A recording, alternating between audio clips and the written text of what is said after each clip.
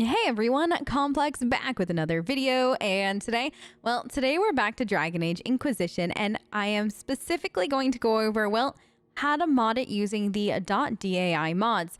Now, for Dragon Age Inquisition, we have a few different mod types. We have the Frosty mods that are new, we have the .dai mods, and then a lot of people are combining both mod types in order to mod their game. For this tutorial specifically, we are only talking about the .dai mods. In a separate tutorial, I will talk about the Frosty mods, and then in another tutorial, we will talk about how to combine the .dai mods and the .frosty mods. But for the purpose of this, like I said, only the .dai mod format. Now, a few things that you are going to want to know before you start diving into modding Dragon Age Inquisition. When using the .dai mod format, and only this mod format, sometimes you can't use these mods midway through a playthrough in order to change your character's appearance. So for instance, if you'd like to change your character's hair, or if you'd like to use a new skin or anything like that, the mods will crash the Black Emporium when you try to load in with the mods installed.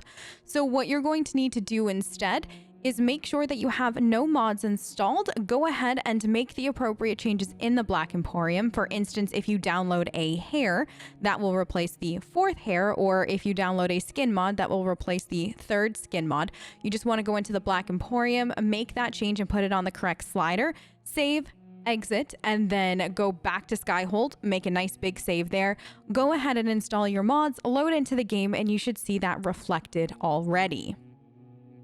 Now, another thing to note when you're modding Dragon Age Inquisition is that some mods are going to have an easier time than others working within the game. So for instance, human and elf mods tend to be fine no matter where you are. Some of them can have a little bit of trouble in the DLCs, but not very much, whereas things like Canary or Dwarf mods can have a really tough time. For instance, we had a playthrough on stream where we did a Canary Inquisitor, and I had to, as we were going, uninstall more and more of her mods because they were just having trouble, especially in Skyhold or in the Trespasser DLC. So bear that in mind when you're going through. Not every mod is going to work in every case, and a lot of times the mod authors in the description of their mods have walked you through that. So just bear that in mind as you're going through. But now let's step into the first part of how to mod DAI. Now, when you are starting to mod DAI, you need to do some prep work. The first thing that you're going to want to do is find where your DAI game is located. It's generally located within your Origins folder, and that will be wherever you ended up installing it. For me, it is on my F drive within my Origin game folder. And you'll know that you're in the right place when you can see the Dragon Age Inquisition.exe file. Now, if you can't see any files with a file extension on it, if you look at the top of your folder, you will see that there is a view option. And if you click on that, over on the right hand side, you will see that there's a little box that you can check off for file extension. And then when you do that, you should be able to now see the extension to all of the files to help you navigate further. Once you have that located, set that aside. It's just something that you're going to want to keep an eye on and just know where it is.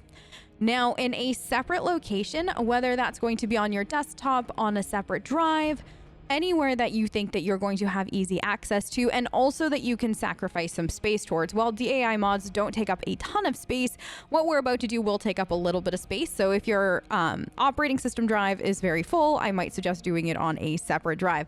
And by the way, this does not have to be on the same drive as the game. You're going to want to create a Dragon Age Inquisition modding folder. So this is just the all-encompassing folder. It's going to house everything else that we're going to do from here on out. And this is just to keep things as neat and tidy as possible. Now, you're going to want to open up that folder and create a second folder called DAI Modding Folder, or a different kind of name, whatever is going to clue you in that this folder is going to house your Dragon Age Inquisition mods. On a separate note, within this Dragon Age modding folder, the all-encompassing folder that we first created, I'd also highly suggest creating a DAI mods not in use folder, and also a DAI mods empty folder. And we'll talk about those two folders down the road, but I just suggest creating these now to make your life a little bit easier as you go through modding. Now, once you have your DAI mod folder created, you need to make sure that you have a separate program that will open up your zip files. As you're downloading different mods and the mod manager, you're going to need the zip files to be opened. I personally use 7-zip. You could also use WinRAR or another program of your choosing, but just make sure you have one of those installed and ready to go. Now, once all of that is set, you're going to want to start downloading and installing your mod manager. In order to do that, you're going to want to head over to the Nexus Mods website and look for the DAI Tool Suite loader in the Dragon Age Inquisition section. I will leave a link for that in the description down below as well, just to make everything a little bit easier for you. Now, I know on the mod title, it does say in parentheses abandoned, but don't worry, it's still good to download and use. This is actually exactly what I'm using for my Let's Play, and I promise you it does still work. Now, you want to make sure that you're manually downloading it, and then wherever your files end up downloading, you're going to want to navigate over there. Now, once you have your file downloaded, you're going to want to unzip it using your program of choice. And you do want to make sure that you are putting that mod manager that we just downloaded into the DAI modding folder, that all-encompassing folder that we created at the start of the video. So once you have that unpacked and in its appropriate place, you will notice that you have an exe called DAI Tool Suite _loader. You're going to want to double click on that exe to open it up, and you'll be brought to a screen that gives you the option to install the mod manager or the tool suite. You don't need to worry about the tools. Those are if you are going to actually be creating a mod. Then you're going to want to click on the mod manager and then the 64-bit box, and then just hit download all selected. After you've done that and the process has completed, you'll want to navigate to that tools folder that is in the DAI Mod Manager folder. Once you open that up, you will notice that you have another folder and then another folder. You're going to want to keep going until it is completely unnested and you come across the DAI Mod Manager.exe. Open up the exe program for the mod manager. You will then be prompted to pick a mod folder and an exe location folder. Now, the mod folder is that second mod folder I had you create, so the one that is inside your all-encompassing folder. And then your exe file is going to be located in that folder where your Dragon Age Inquisition game is installed that I had you find at the start of the tutorial. Once you have both of those file locations picked within the mod manager, you just need to exit the mod manager and move on to the next step, which is finding and installing mods. Once you head back to wherever you'd like to download your mods from, I personally generally use Nexus Mods. Sometimes I will find mods off of Tumblr from reputable modders that I trust. You want to kind of pick and choose through what you'd like, and after you find your first mod or two, download them manually. Once you've manually downloaded your mod, you're going to want to navigate to wherever they had downloaded and then open up the file. You're going to want to open up that folder until you find the mod.dai mod. So whatever the mod name might be, you want to make sure that it has the file extension .dai. Once you find that .dai file, you're going to want to drag and drop it into your DAI mod folder. Now, not the all-encompassing folder, but the folder inside of that I had you create that you hooked into your mod manager.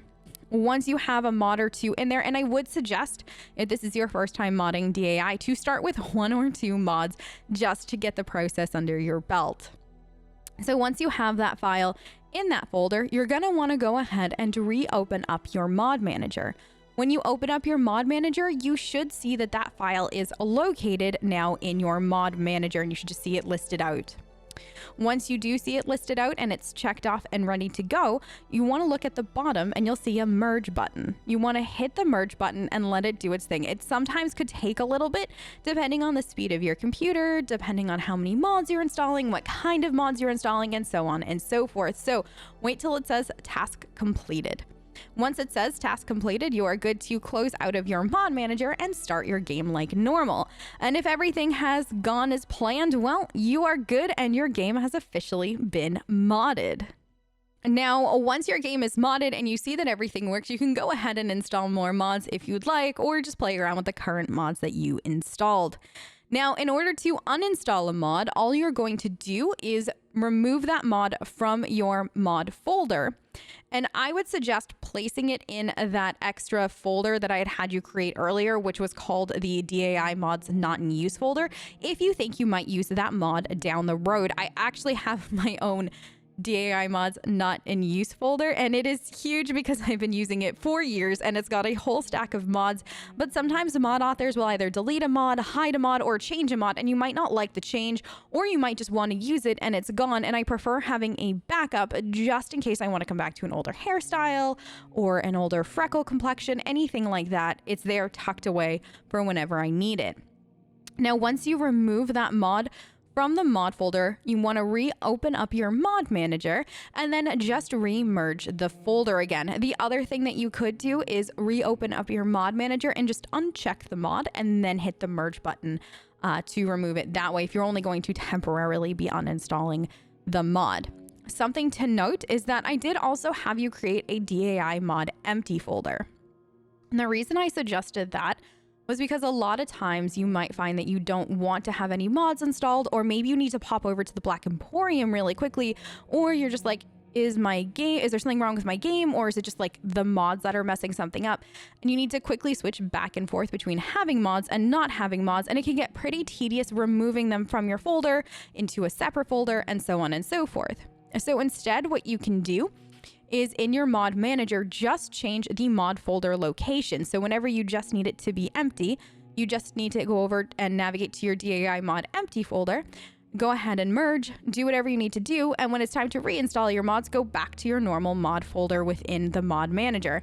Makes it super easy and will actually end up saving you a lot of time down the road. Now, one other very important thing to note is that once you've successfully merged your mods using the mod manager and you see that everything's working in game, you don't need to hit the merge button again unless you are installing new mods or uninstalling mods you do not want. So once everything is installed, you're good to go and you can just launch the game like normal as you're playing. Now, one other very important thing to note is a lot of times the character creation mods and even some mods that add stuff to stores in Dragon Age Inquisition are replacer mods and not addition mods. So it's not like Skyrim where you get just a whole host of other hairs or a whole host of other complexions that are just tagged on at the end of your hairs. They actually replace things already in the game. So make sure that when you're doing that, you're reading the description of each of the mods to find out what mod is replacing what in the game. So that way it's easier to navigate and make sure everything is working. The other thing is that sometimes companion retextures can cause a few problems within the DLCs. For myself personally, in Jaws of Hacken, Descent, and Trespasser, I've had to uninstall a few different companion complexion mods because they were causing things to freeze. So if you're loading into a DLC and you're like, oh no, it won't work, what's wrong? I'd first and foremost suggest trying to uninstall those companion complexion mods and then loading in and seeing if that works. I want to say like 6 or 7 times out of 10 that actually ends up fixing the problem. But that is pretty much it, y'all. That is the basics of modding DAI with the DAI mods format. Like I said, in a separate video down the road, we'll talk about how to install Frosty mods, and then in a separate video, we'll talk about how to install Frosty as well as DAI mods at the same time and be able to use both mod formats together. If you have any questions, leave it in the comments down below or find me on Twitch. I do stream a whole heck of a lot and always happy to help when and where I can. I hope you all have a fantastic rest of your night and or day, depending on where you are in the world, and I will catch you next time. Bye, guys.